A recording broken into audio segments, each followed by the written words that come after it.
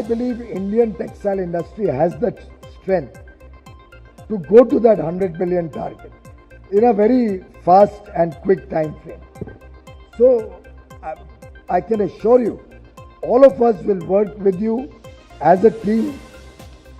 Today's discussions have actually inspired me to become more ambitious because I saw a lot of positivity in the room.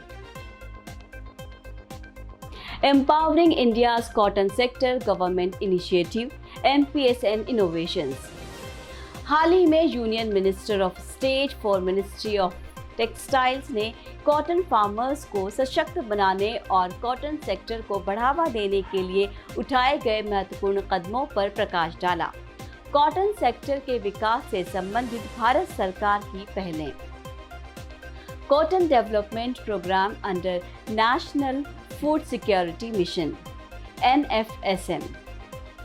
इसे वर्ष 2014-2015 से department of agriculture and farmer welfare द्वारा 15 प्रमुख कपास उत्पादक राज्यों जैसे आसाम, आंध्र प्रदेश, गुजरात, हरियाणा, कर्नाटका, मध्य प्रदेश, महाराष्ट्र, उड़ीसा, पंजाब, राजस्थान, तेलंगाना, तमिलनाडु, त्रिपुरा, उत्तर प्रदेश एंड वेस्ट बंगाल में इम्प्लीमेंट किया जा रहा है।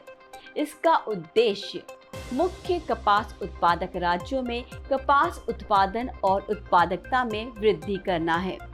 इसके अंतर्गत डिमॉन्स्ट्रेशंस ट्रायल, पौधों के संरक्षण हेतु केमिकल्स का वितरण व संबंध प्रशिक्षण प्रदान करना शामिल है। MPS formula for cotton. न्यूनतम समर्थन मूल्य की गणना करने के लिए उत्पादन लागत का 1.5 गुना फॉर्मूला प्रस्तुत किया गया है। ये कॉटन फार्मर्स के इकोनॉमिक इंटरेस्ट और टेक्सटाइल इंडस्ट्री के लिए कपास की उपलब्धता सुनिश्चित करता है। इसके तहत किसानों की आय में वृद्धि करने के लिए MPS दरों में वृद्धि की जाती है। कपास सीजन 2022-2023 के लिए fair average quality FAQ grade कपास के MPS में लगभग 6% की वृद्धि हुई, जिसे एंटरिंग कॉटन सीजन 2023-24 के लिए बढ़ाकर 9 से 10% किया गया। Cotton corporation of India CCI, इसका गठन कपास किसानों हेतु MPS संचालन के लिए एक सेंट्रल नोडल एजेंसी के रूप में किया गया है। ये विशेष तौर पर तब कार्य करता है जब उचित औसत गुणवत्ता ग्रेड बीज कपास की कीमतें न्यूनतम समर्थन मूल्य दरों से नीचे गिर जाती है। ये किसानों को संकटपूर्ण बिक्री से बचाता है। Branding and traceability.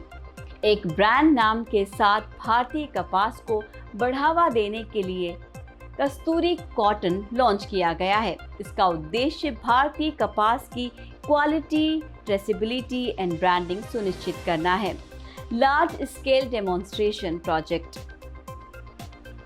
NFSM के तहत कृषि एवं किसान कल्याण मंत्रालय द्वारा स्वीकृत ये कपास की बेहतर उत्पादकता सुनिश्चित के लिए सर्वोत्तम अभ्यास पर ध्यान केंद्रित करती है।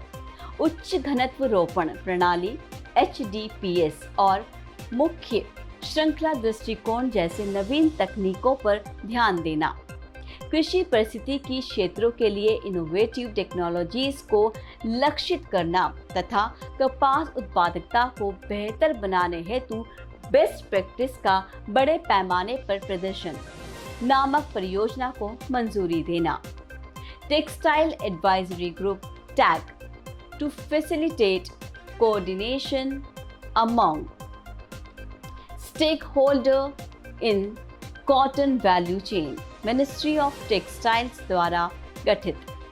ये प्रोडक्टिविटी प्राइजेस, ब्रांडिंग और अन्य संबंधित मुद्दों का समाधान करता है।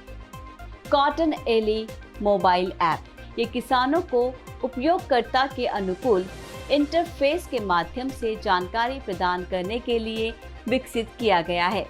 प्रमुख विशेषताएं: MPS दर जागरूकता, निकटतम खरीद केंद्र, भुगतान ट्रैकिंग, सर्वोत्तम कृषि पद्धतियाँ, committee on cotton promotion and consumption, COCPC ये कपड़ा उद्योग के लिए कपास की उपलब्धता सुनिश्चित करती है या कॉटन सिनेरियो पर नजर रखती है और उत्पादन एवं खपत के मामलों पर सरकार को सलाह भी देती है। के टाइम उनके साथ धोखा बहुत हो रहा है, वेमेंट में और दाम में, ये बहुत सारा इनका प्रॉब्लम हो रहा है। उसका दूर करने के लिए हम क्या करते हैं, प्रोड्यूसर ऑर्गेनाइजेशन बना के वो कलेक्टिव सेल्स अपना सीड कॉटन सेल्स करेगा।